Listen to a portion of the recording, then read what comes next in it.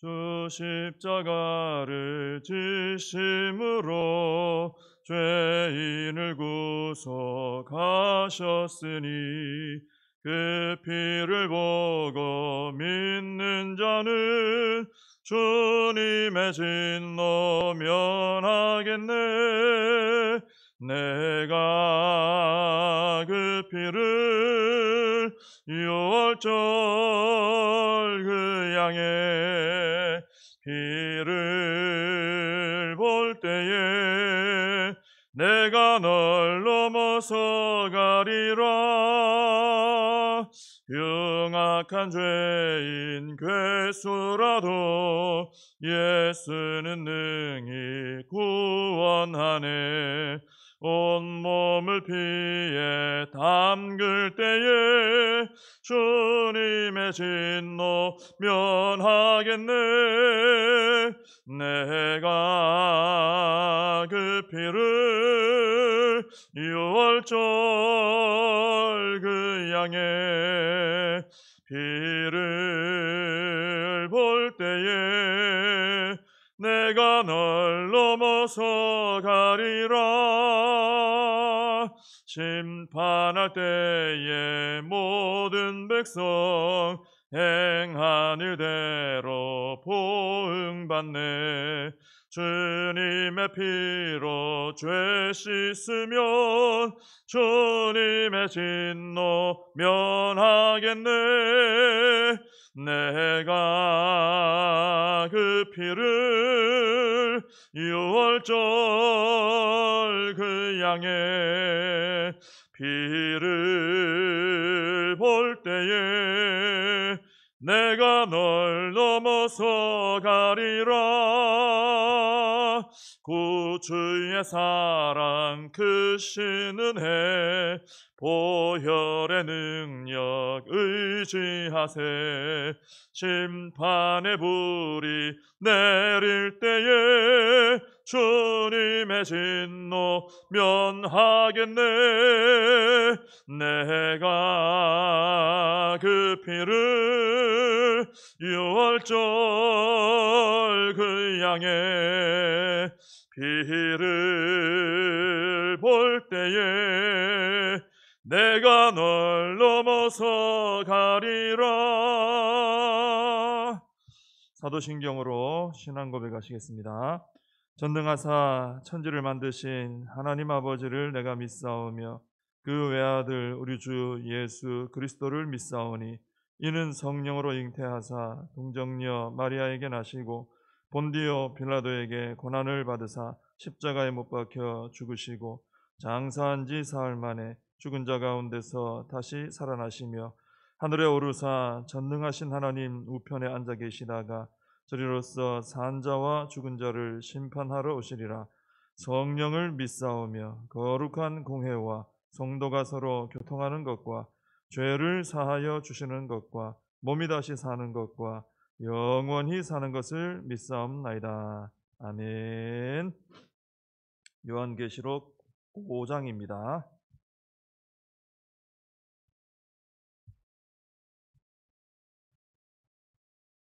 요한계시록 5장 1절부터 마지막 14절까지 봉독을 해드리겠습니다.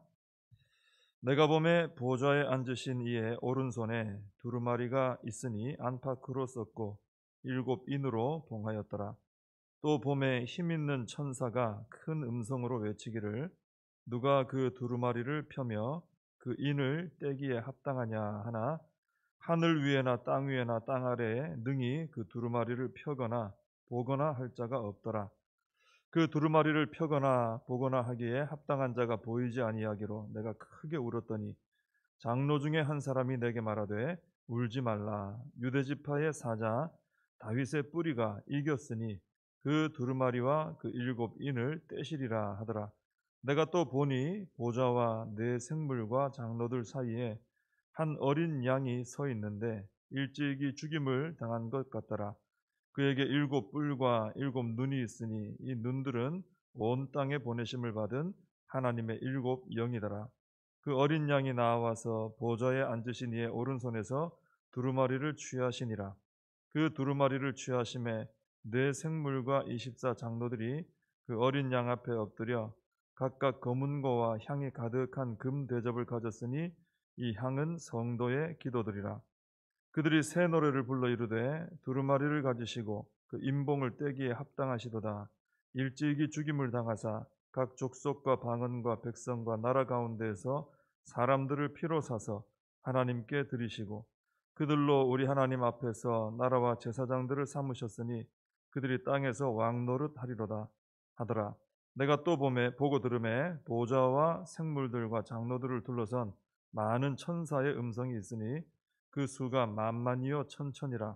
큰 음성으로 이르되 죽임을 당하신 어린 양은 능력과 부와 지혜와 힘과 존귀와 영광과 찬송을 받으시기에 합당하도다 하더라. 내가 또 들으니 하늘 위에와 땅 위에와 땅 아래와 바다 위에와 또 그 가운데 모든 피조물이 이르되 보좌에 앉으신 이와 어린 양에게 찬송과 존귀와 영광과 권능을 세세토록 돌릴지어다 하니 네 생물이 이르되 아멘 하고 장로들은 엎드려 경배하더라. 아멘. 네, 오늘 이제 요한계시록 5장 말씀을 같이 보시는데, 네, 어제 말씀드린 것처럼 이제 2장, 3장은 이 땅에 세워진 7교회 이야기였다 그랬죠. 그래서 고난도 많고 문제도 많고 그런 모습이었다 그랬습니다. 근데 4장, 5장은 이제 천상에 있는 보좌 앞에 펼쳐진 하나님의 나라, 또 하늘의 교회의 모습을 보여준다 그랬습니다. 모양이 2장, 3장 때 7교회하고 4장, 5장 때 보는 모습하고 완전 다르다 그랬죠. 그래서 그것을 하늘을 바라보며 우리가 소망 가운데 살아야 된다 그랬습니다. 5장도 그래서 천상의 보좌와 거기서 일어나는 일들을 소개하고 있는데 1절에 보면 보좌에 앉으신 이의 오른손에 두루마리가 있다 그렇게 되어 있습니다.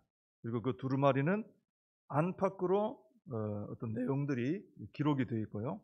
또 7인으로 봉해져 있습니다. 그래서 뗄 수 없는 상황, 닫혀져 있는 상황이죠. 이 성경에서 보면은 여기 이제 오른손이 나오는데 보좌에 앉으신 이의 오른손. 오른손은 성경에 항상 이제 권세라든지 어떤 주권이라든지 능력 이런 것을 상징할 때 오른손, 하나님의 오른손 그런 얘기를 합니다. 그러니까 보좌에 앉으신 분이 이 보좌만 해도 가장 높은 자리 아닙니까? 힘이 느껴지고 권세가 느껴지죠.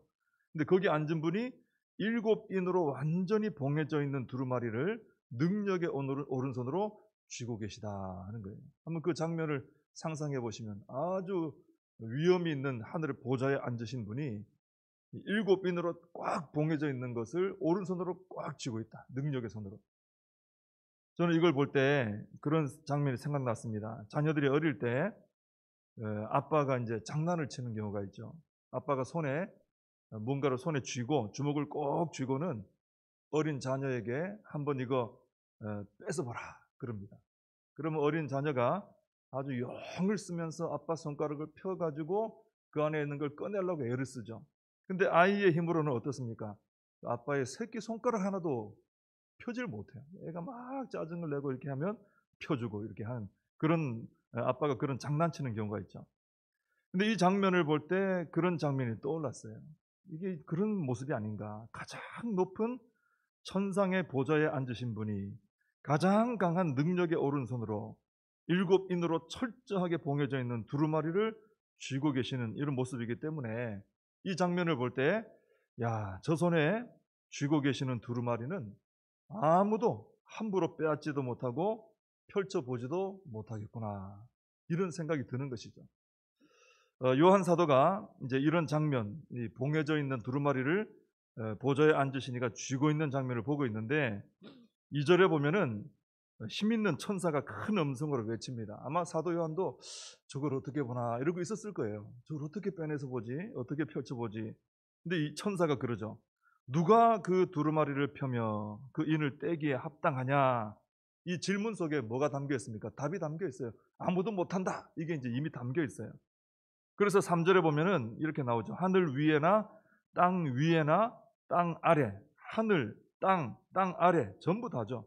능히 그 두루마리를 펴거나 보거나 할 자가 없더라 그랬습니다. 아무도 못한다는 거예요. 이 세상에 존재하는 어느 누구도 보좌 위에 앉으신 이의 손에서 두루마리를 빼내서 펴서 볼 자가 없다. 이제 저거는 손 못 댄다. 이런 말이죠.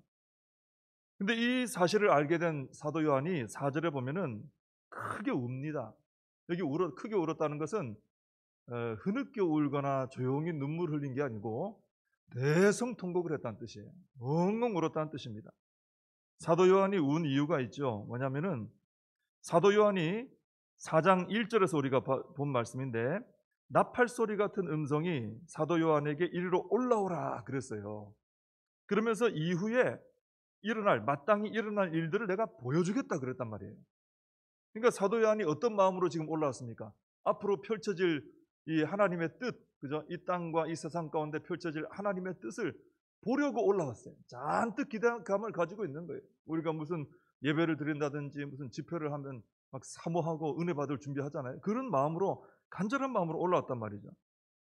그런데 올라왔는데 보좌에 앉으신 이의 손에 있는 이 봉인된 두루마리, 저걸 열면 되는데, 그러면 이제 펼쳐질 거 아니에요. 근데 저게 열 수가 없어서 이후에 일어날 일들을 이제 못 보게 된 거 아닙니까? 그래서 사도 요한이 그게 안타까워서 엉엉 우는 거죠. 그러니까 이 사도 요한 마음에는 하나님께서 올라오라, 그죠? 주님이 올라오라, 내가 보여주겠다 했을 때 하나님의 앞으로의 모든 하나님의 계획과 뜻과 하나님 나라의 모든 일들이 쫙 펼쳐지는 그 은혜를 간절히 사모하고 온 거예요. 그거 알고 싶어서, 진리의 그 비밀을 알고 싶어서. 근데 그걸 못 보게 되니까.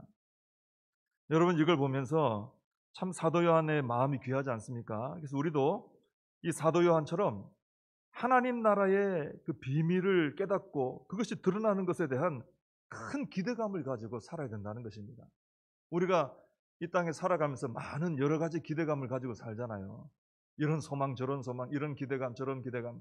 근데 그 무엇보다 성도는 하나님의 진리의 비밀이 드러나고 하나님 나라의 어떤 뜻들이 드러나는 그것을 깨닫는 데 대해서 가장 큰 기대감을 가져야 된다는 것입니다. 사도 요한은 진리를 깨닫는 것을 가장 기뻐하고 하나님 나라의 비밀을 알고 살아가는 것을 가장 소중히 여겼다는 거죠. 우리도 그래야 된다는 것입니다. 또 사도 요한이 무엇보다 안타까워하는 게 뭡니까? 지금 안타까워하는 게 그 하나님의 진리를 깨닫지 못하고 하나님 나라의 비밀이 열려지지 않는 것, 이걸 안타까워하거든요. 우리도 보면은 안타까워하는 게 있잖아요. 우리가 안타까워하는 것들은 우리가 소중히 여기는 겁니다. 근데 성도의 마음에는 바로 사도 요한처럼 하나님 나라의 진리가 열리지 않을 때, 그게 깨달아지지 않을 때, 그 말씀의 뜻을 깨닫지 못해 살아가지 못할 때, 그것을 우리가 가장 안타까이 여기는 이런 어떤 마음이 우리에게도 있어야 되겠다 하는 것이죠. 하나님께서는 그런 사람에게 하나님 나라의 비밀을 열어서 보여주시는 것입니다. 왜냐하면 그 사람이 하나님의 뜻을 귀하게 여기는 게 보이니까, 아시니까 그 사람에게 열어주신다는 것이죠. 자, 이렇게 요한이 울고 있는데 5절에 보시면 장로 중에 한 사람이 울지 말라 그럽니다. 그러면서 유대지파의 사자 다윗의 뿌리가 이겼으니 그 두루마리와 그 7인을 떼시리라. 듣던 중 너무 반가운 소리 아닙니까? 이런 말을 하는 거예요. 여기 유대지파의 사자 다윗의 뿌리, 이것은 다 뭐냐면 구약 성경에 나오는 내용이고 약속대로 오신 메시아 예수 그리스도를 가리키는 표현들이에요. 예수 그리스도 이 뜻입니다. 그러니까 이 말씀은 메시아로 오신 예수 그리스도만이 저 7인을 떼시고 두루마리를 펼 수 있는 자격이 있다, 이 말을 하고 있는 거예요. 자, 그런데 예수님께서 이렇게 하실 수 있는 이유가 뭐냐? 오늘 말씀에 나오죠. 바로 그 예수님이 이기셨기 때문이다, 이렇게 나와요. 그분이 이기셨기 때문에 뗄 수 있다. 그럼 예수님이 이기셨다라는 말이 무슨 의미인지 알아야 되겠죠. 6절 이하에 보면은 6절, 7절, 8절, 12절, 13절 쭉 5번이나 어린 양이라는 표현이 나와요. 어린 양. 여러분, 어린 양은 무엇을 의미합니까? 우리를 위해서, 우리 죄를 위해서 십자가에 달려 희생제물이 되어 돌아가신 그 주님을 말하는 거예요. 그 주님을 하나님의 어린 양이라 이렇게 말하지 않습니까? 그래서 6절에 보면은 어린 양에 대해서 설명하기를 일찍 죽임을 당한 것 같더라, 십자가의 그 사건을 말하는 거죠. 또 9절에도 보시면은 내 생물과 24 장로들의 그 새 노래 중에 일찍이 죽임을 당하사 사람들을 피로 사서 하나님께 드리시고, 이런 말씀이 나와요. 십자가로 우리를 구원하신 거 아닙니까? 또 12절에 보면은 많은 천사들이 선포하는 말 중에도 죽임을 당하신 어린 양, 이런 표현이 나옵니다.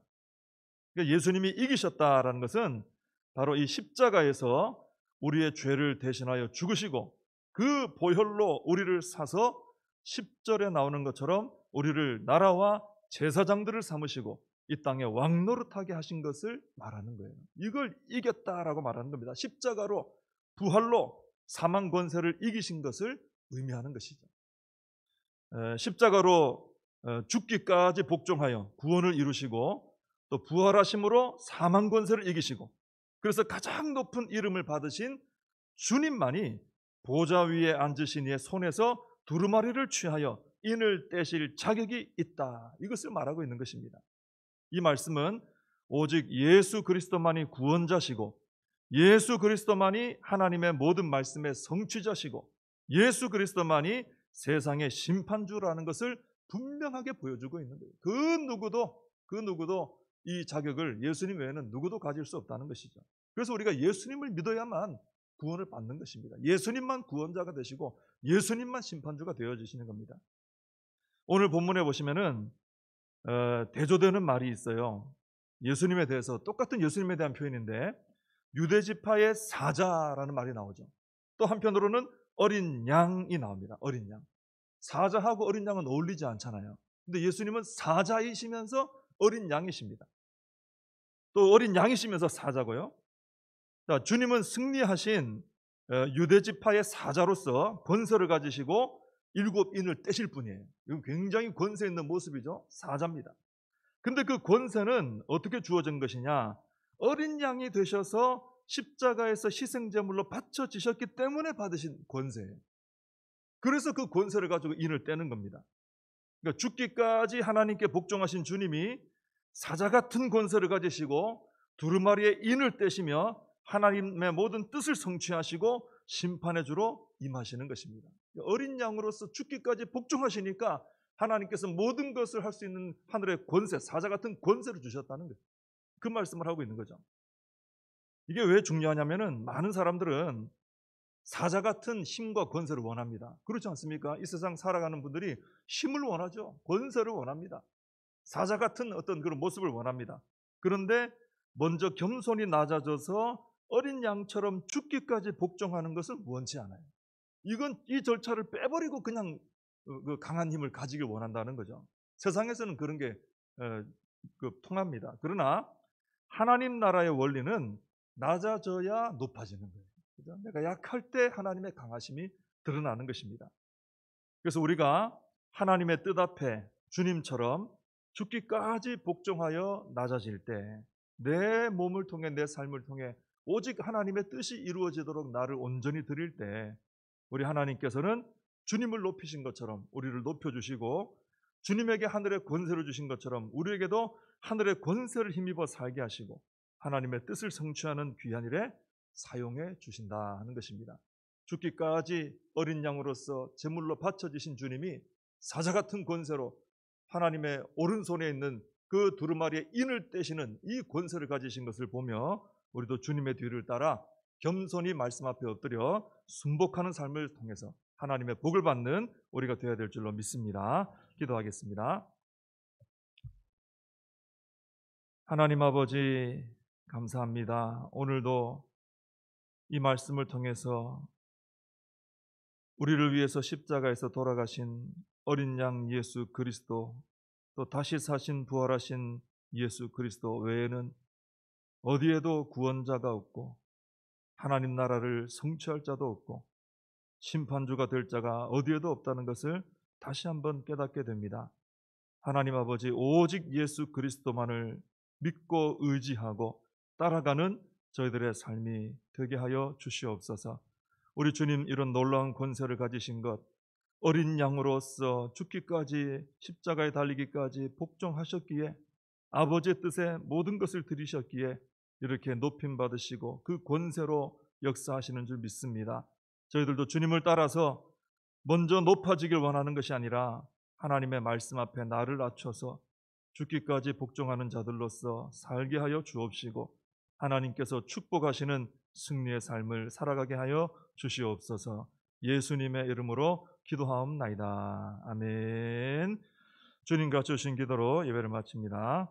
하늘에 계신 우리 아버지여, 이름이 거룩히 여김을 받으시오며 나라의 임하옵시며 뜻이 하늘에서 이룬 것 같이 땅에서도 이루어지이다. 오늘날 우리에게 일용할 양식을 주옵시고 우리가 우리에게 죄 지은 자를 사하여 준 것 같이 우리 죄를 사하여 주옵시고 우리를 시험에 들게 하지 마옵시고 다만 악에서 구하옵소서. 대개 나라와 권세와 영광이 아버지께 영원히 있사옵나이다. 아멘.